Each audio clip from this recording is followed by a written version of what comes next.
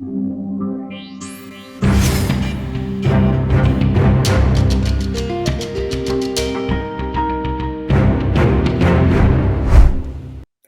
to Advocate Today. I'm Tracy E. Gilchrist.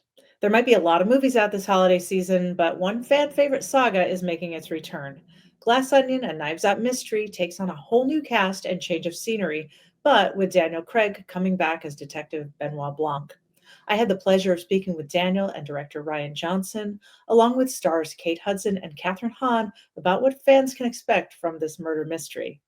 I spoke with Ryan last week about this thing that he does, which is really incredible. This way of uh, creating social issues within this really fun mystery. It's There are social issues in the movie. Tracy, don't blow up my spot here. He's First I heard about it. you got social disease. Well, what I wanted to ask you about is something that he did that's so subtle, but so critically important. It shouldn't be a big deal, but it is. And that is the revelation that Benoit has a male partner and is gay.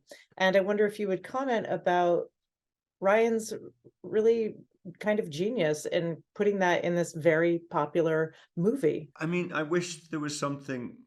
I mean, there is clearly lots to say about it. If we could, I don't really want to. It was a very simple decision. Yeah. It seemed right. We both went, yes, this is good. Let's move on. And that's really, again, it sort of ties in with, I'm sure, what Ryan said last week, although I wasn't there, about the movie, is that there are many social issues. There are many things to dig out and to think about. But it's not the reason we made the movie. We made the movie so that people could have a huge amount of fun. What's great about the movie, if you do happen to watch it a second time, is that you'll dig in and it will all pay off.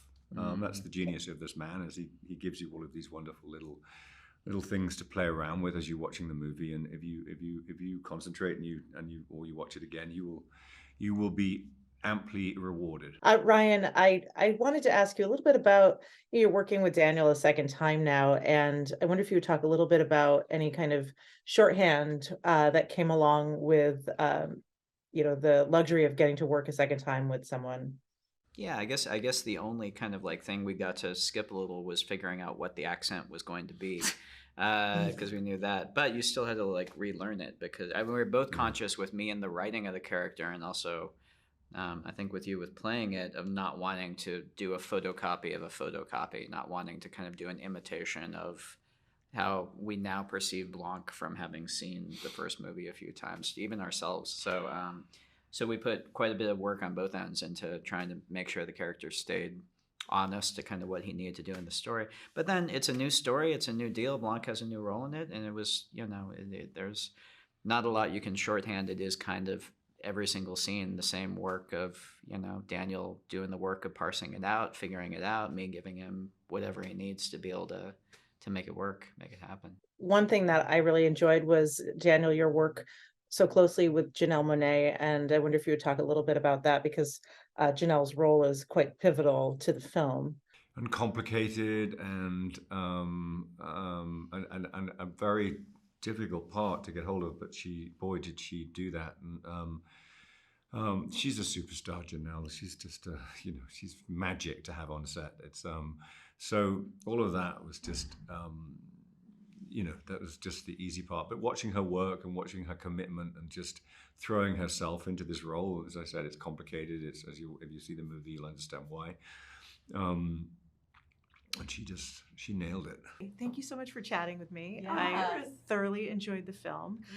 And you both play really complicated women. What do you mean? However could that be? I don't know what you're talking about. Kate, your character Birdie, she is kind of at the apex of self-actualization and narcissism. That's right. Yes, that's right. And, so that's kind of the really fun part of her. But then there's this, relationship with her assistant, Peg, which is also very kind of classist.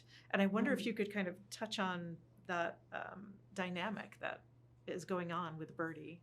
Well, there's Ryan's point of view on that, and then there's me as an actor kind of getting into what that is, you know, which is the obliviousness of it. Yes. And I think that's, Right. you know, so that, and that is, you know, I mean, that could be, you know, whether it be her tone deafness, her white privilege, like whatever it is that's coming from, she is completely oblivious that she exists.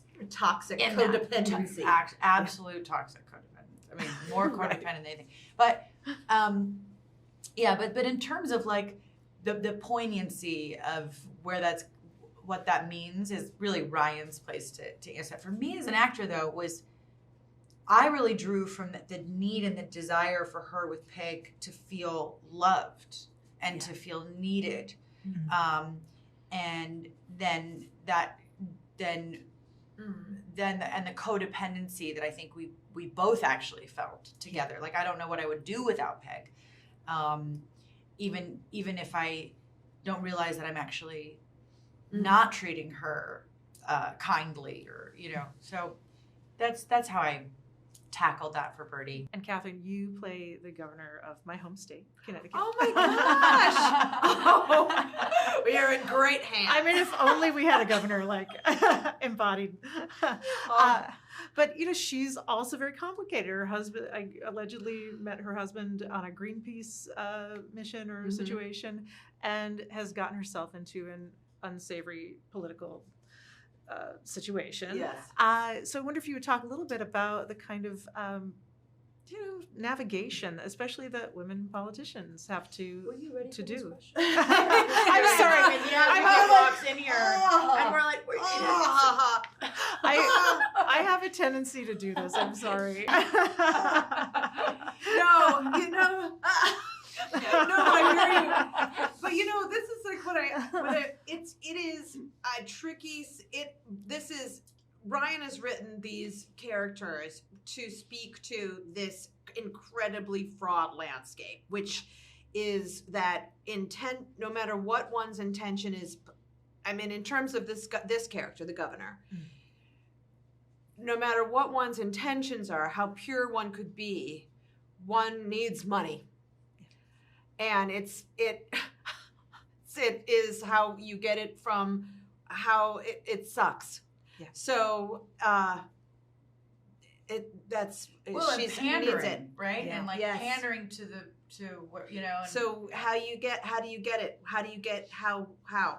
Yeah. So that's kind of, she's in this like double bind. And some people can get it from a lot of sources, and this is how she's tied in this particular. So it's the worst. It's the worst. This movie is loads of fun. The cast meshes incredibly well together, and Ryan Johnson does a great job. Glass Onion: A Knives Out Mystery hits Netflix as of December 23rd. Staying with entertainment, the first look at Greta Gerwig's highly anticipated Barbie movie is here. The live-action Greta Gerwig-directed movie opens with a parody of 2001: A Space Odyssey, where a colossal Barbie appears among a group of little girls with baby dolls. Margot Robbie plays the iconic Barbie doll that changed the landscape of children's toys.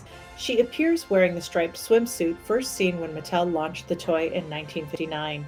And the wide-eyed little girls in the trailer quickly throw away their outdated dolls. The trailer also features a few dance sequences that we can expect to see. The film's star-studded cast includes Ryan Gosling as Barbie's plastic boyfriend Ken, Will Ferrell, Issa Rae, Kate McKinnon, Simu Liu, and America Ferrera. Barbie is expected to hit theaters in July 2023. Greta Gerwig is a true talent. From the trailer alone, I'm already excited to see this movie. For more entertainment coverage and my full interviews with Hollywood's biggest stars, open the Advocate channel wherever you stream. I'm Tracy E. Gilchrist, and I'll see you next time.